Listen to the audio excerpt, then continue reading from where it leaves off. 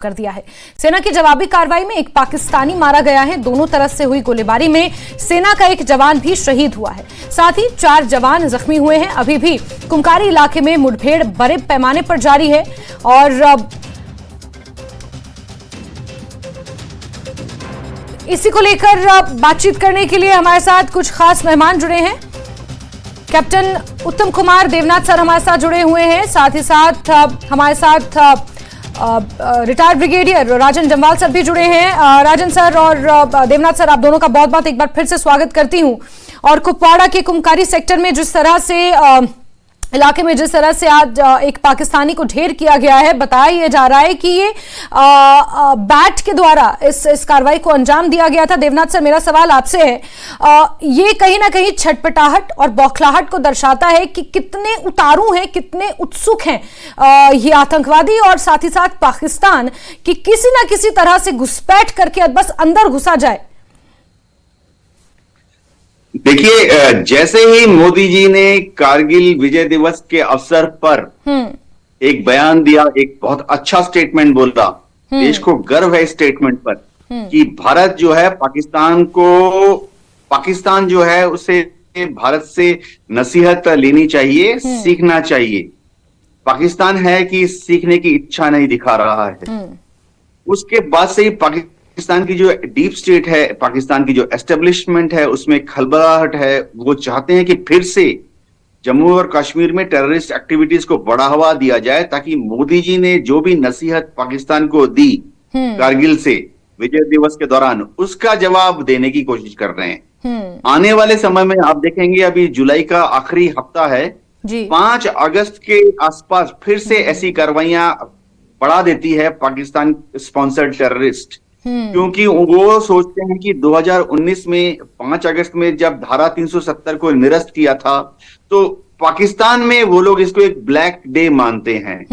वो जम्मू कश्मीर के लोगों को भड़काने की कोशिश करते हैं कि 5 अगस्त के पहले आप जम्मू कश्मीर में ज्यादा से ज्यादा विरोध करें, प्रदर्शन करें। इसी तरह से अब 15 अगस्त आ रहा है।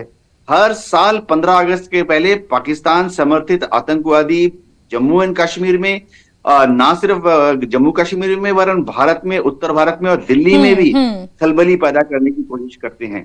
तो अभी जो हुआ है, बैट का जो एक्शन है, ये उसी तरफ एक इशारा है। लेकिन पाकिस्तान अपने मंसूबों में कामयाब नहीं होगा। हमारे सुरक्षा बल और हमारी इंटेलिजेंस एजेंसी पूरी तरह से मुस्तैद हैं, अलर्ट हैं और पाकिस्तान की इन चालबाजियों को फेल कर देंगे। बिल्कुल जी, बिल्कुल। राजन सर माफ कीजिए, राजन सर, मेरा सवाल आपसे है, इससे पहले तक तो क्योंकि आतंकवादी गतिविधियां इन्हें कहा जाता था और यहाँ पर देवनाथ सर ने एक बहुत अच्छे शब्द का इस्तेमाल किया कि पाक स्पॉन्सर्ड टेररिज्म है ये। कहीं ना कहीं ये स्पष्ट हो चुका है कि ना ही सिर्फ आतंकवादी गुट, आतंकवादी संगठन, बल्कि पाकिस्तान द्वारा प्रायोजित, पाकिस्तान द्वारा स्पॉन्सर्ड ये वो आतंकवादी गुट हैं जो कहीं ना कहीं भारत में, जम्मू कश्मीर में सीमा पर इस तरह से दहशतगर्द फैलाने का प्रयास कर रहे हैं, शांति भंग करने की कोशिश कर रहे हैं और शायद इसलिए भी बहुत ज्यादा एक्टिव हैं क्योंकि 5 अगस्त का जो दिन है वो हमारे लिए एक बहुत बड़ा दिन है जब अनुच्छेद 370 हटा था, लेकिन पाकिस्तान में उसे एक काले दिवस के तौर पर मनाया जाता है। जी बिल्कुल।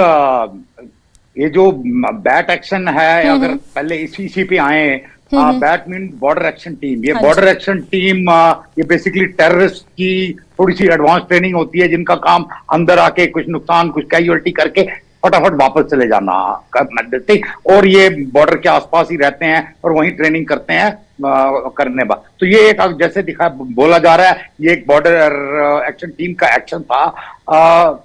जहां तक पाकिस्तान का सवाल है, ये जग जाहिर है, I mean this is no surprise. सब पूरी दुनिया को पता है, हिंदुस्तान को तो शुरू से ही पता था, अब पूरी दुनिया को पता है कि ये पूरा टेररिज्म, ये पूरा खेल, ये उनका स्टेट स्पॉन्सर्ड टेररिज्म है। अब सवाल ये आता है कि वो तो जो ठीक है 5 अगस्त को करेंगे, 15 अगस्त को करेंगे, 26 जनवरी को करेंगे, बीच में भी करेंगे, हम क्या करेंगे? हमको सबसे पहले तो ये जो ये बैट एक्शन हुआ है, ये आज से 15-20 साल पहले बड़े रेगुलर होते थे, दोनों तरफ से होते थे करके, और मतलब पर बीच में जब ये सीज फायर एग्रीमेंट आई 2004 से, तो ये बैट एक्शन रुक गए। ये हमारे पास मौका है इस बैट एक्शन का इस्तेमाल करके कि ये पाकिस्तान की तरफ से सीज फायर एग्रीमेंट का उल्लंघन है, हमें सीज फायर एग्रीमेंट स्क्रैप कर देनी चाहिए।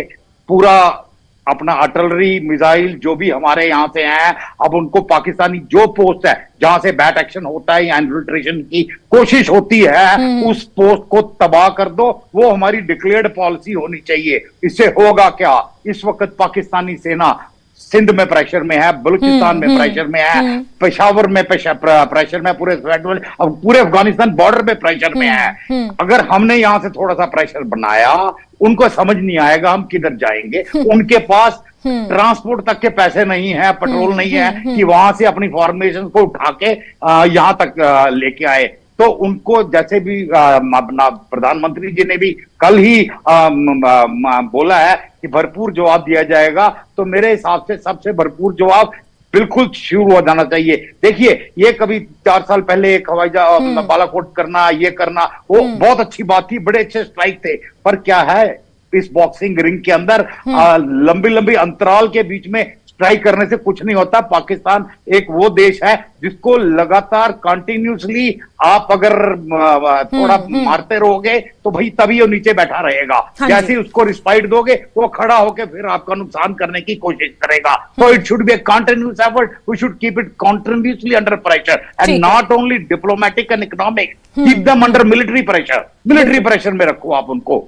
ठीक है देवनाथ सर, मैं आपके पास आऊंगी सवाल के साथ कि एसएसजी जो कि एक स्पेशल सर्विस ग्रुप है, उसी का हिस्सा है बैट, और क्योंकि घुसपैठ का एक लास्ट रिजॉर्ट से माना जाता है, इस पर मैं आपके पास आऊंगी। लेकिन मेरे सहयोगी ग्राउंड जीरो से हमारे साथ जुड़े हुए हैं कुपवाड़ा से, जहां पर ये मुठभेड़ अभी जारी है। या जरा जमीनी हालात बता पाएंगे क्या है इस वक्त?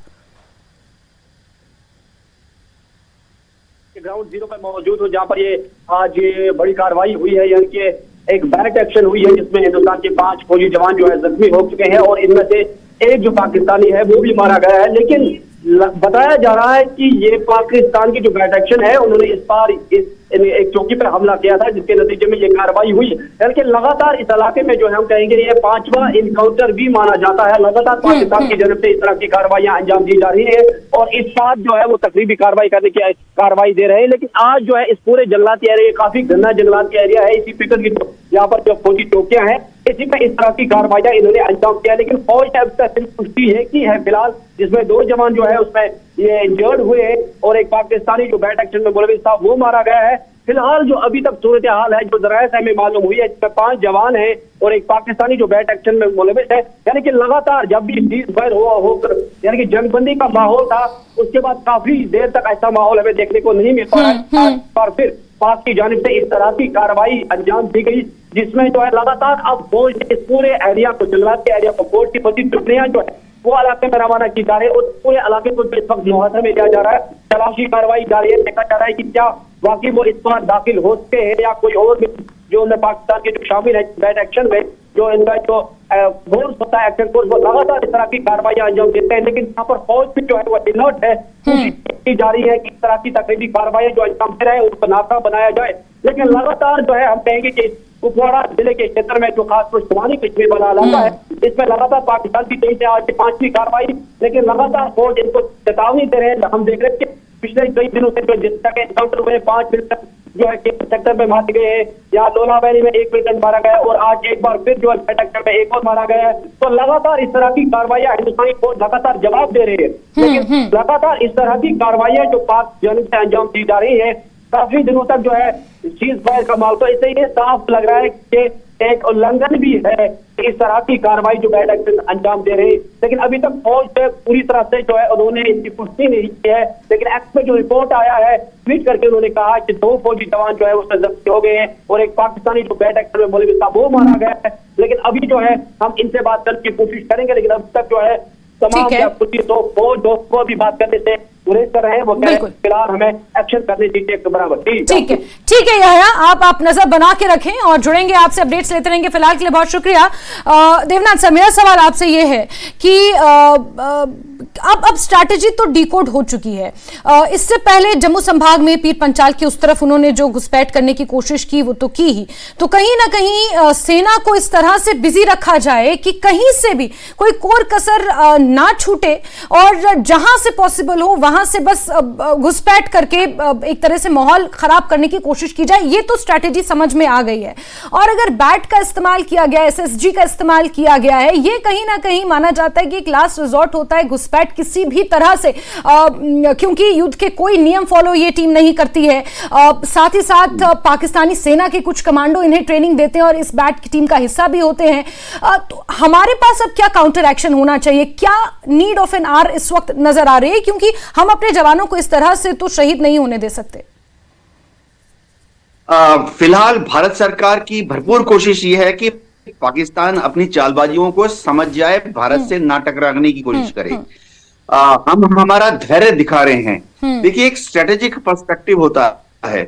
अगर भारत सरकार चाहे, अगर भारत की जनता चाहे, अगर आदेश आए, तो हमारी एयरफोर्स और नेवी जो है उरी जैसा या बालाकोट जैसा काउंटर एक्शन महज चंद मिनटों में ही अंजाम दे सकती है।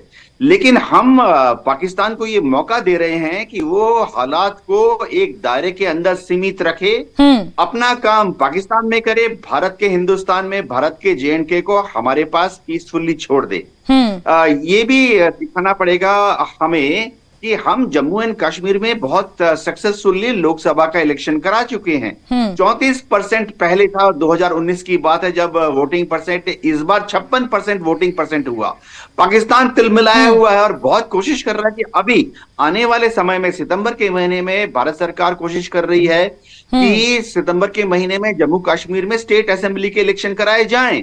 पाकिस्तान इन सब गड़बड़ियों को यहां फैलाकर यह कोशिश कर रहा है कि जम्मू एंड कश्मीर में जो इलेक्शन होने हैं वो पीसफुली ना हो, ताकि हम ज्यादा फौज डिप्लॉय करें, ज्यादा सीआरपीएफ बीएसएफ डिप्लॉय करें, और फिर पाकिस्तान अंतरराष्ट्रीय मीडिया में जाके हल्ला मचाएगा कि भारत की फौजों ने पाकिस्तान जम्मू कश्मीर के लोगों के ऊपर दमन चक्र चलाया हुआ है।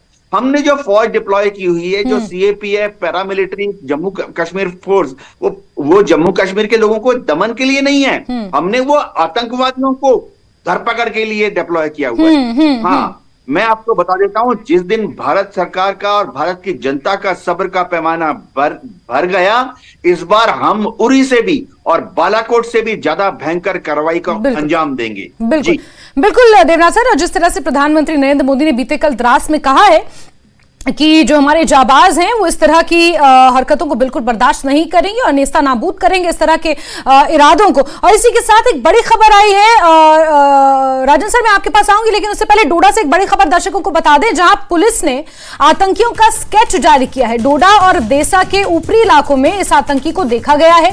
जानकारी देने पर इनाम देने का भी ऐलान किया है। 5 लाख रुपए के नगद का ऐलान किया गया है। और हाल ही में जो आतंकी घटनाएं डोडा क्षेत्र में हुई थी उसमें ये शामिल था। और आतिफ हमारे सहयोगी फोन लाइन पर जुड़े। जी आतिफ, क्या है जानकारियां? जी जासमीन, देखिए आज जम्मू कश्मीर पुलिस की तरफ से 3 आतंकियों के जो स्केचेस है वो जारी किए हैं, और जो भी इनकी इंफॉर्मेशन देगा उन्हें 5 लाख रुपए के इनाम से नवाजा जाएगा।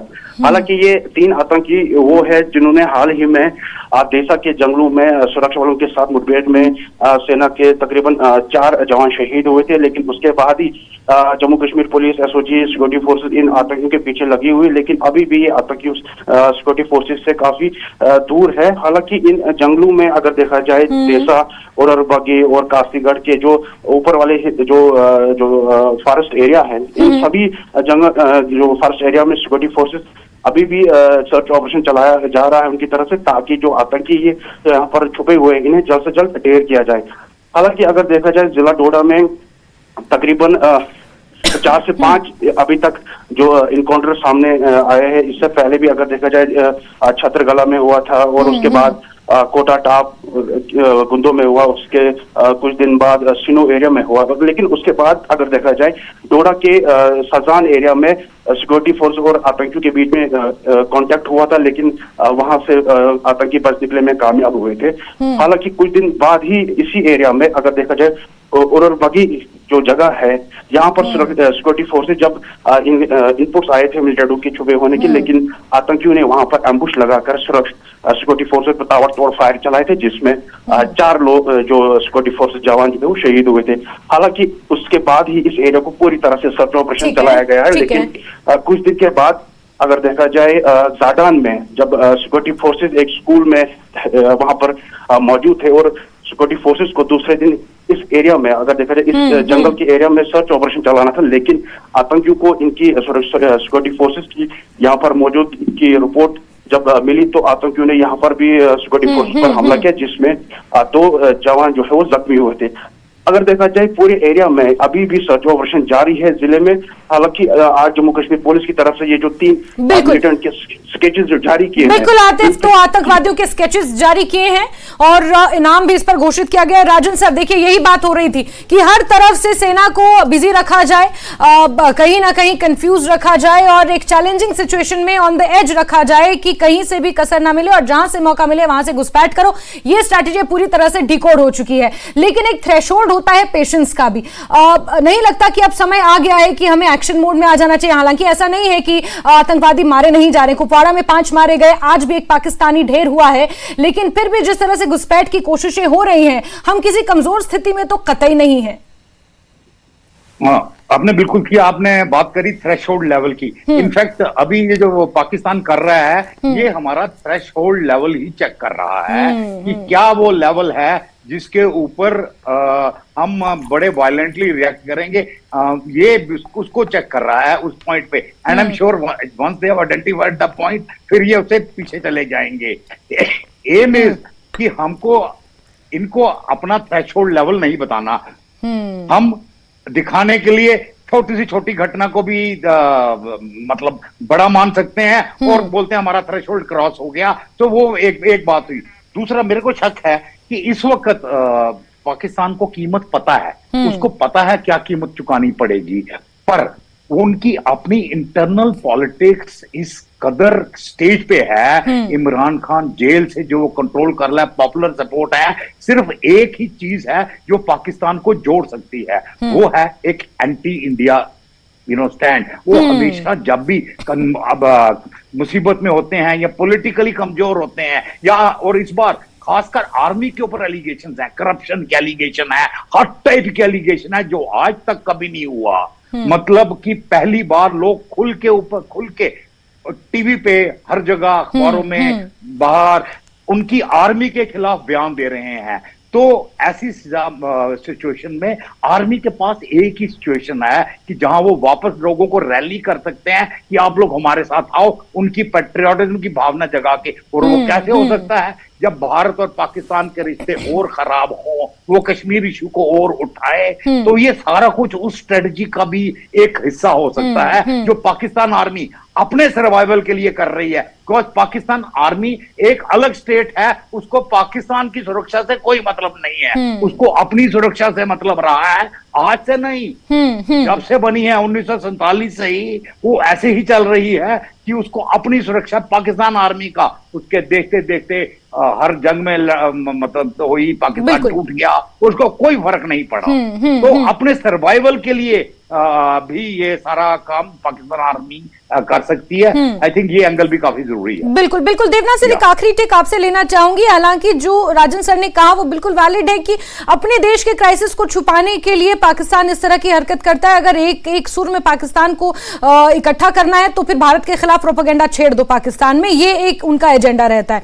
लेकिन उसका खामियाजा तो हम लोग भुगत रहे हैं, उससे कैसे निपटा जाए? कोई काउंटर स्ट्रैटेजी तो अब वक्त आ गया है कि ठोस काउंटर स्ट्रैटेजी के साथ उतरा जाए। जी हाँ, भारत सरकार ने पूरे मामले को संज्ञान में लिया है। हमारे national security advisor Ajit Doval हर हफ्ते एक ब्रीफ लेते हैं सारी इंटेलिजेंस एजेंसी से। विदेश मंत्रालय भी काफी जागरूक है और विदेश मंत्रालय ने पाकिस्तान की एम्बेसी से ब्रीफ लिया हुआ है।